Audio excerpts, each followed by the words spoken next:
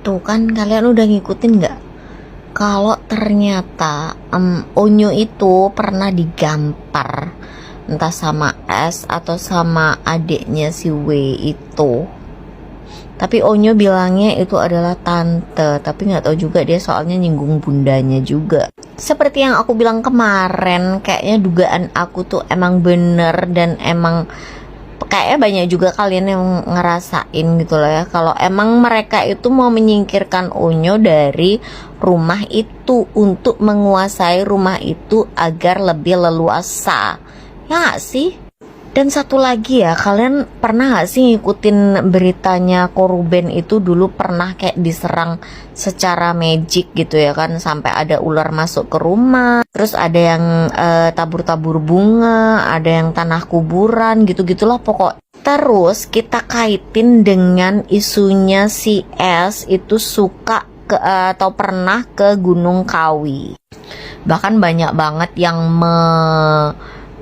bukan menyaksikan tapi tahu gitu loh. Aku nggak tahu lah, netizen tahu aja gitu loh dari mana gitu ya kan. Tapi ada juga karena netizen menurut aku itu ngomong nggak sembarangan, pasti mereka tuh ada buktinya gitu. Jadi menurut aku ada banget hubungannya ini amit-amit aja, amit-amit ini mungkin tuh pikiran buruk aku gitu ya, pikiran jelek aku gitu.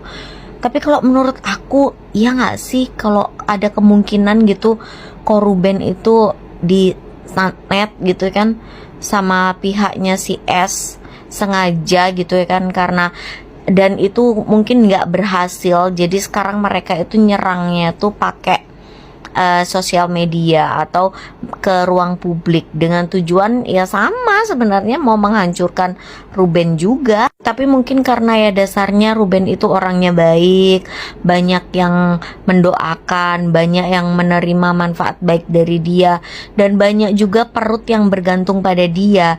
Jadi penangkalnya tuh juga banyak gitu. Tapi ini sebatas asumsi aku aja ya, asumsi liar aku. Tapi menurutku kayaknya kalian ada gede yang relate sama aku atau ada yang sependapat sama aku gitu, ya nggak sih? Coba deh kalian sambung-sambungin lagi, ya nggak sih? Ya nggak sih? Sehat-sehat deh Ruben, pokoknya lu suami ter the best, mantan suami ter the best, dan ayah ter the best.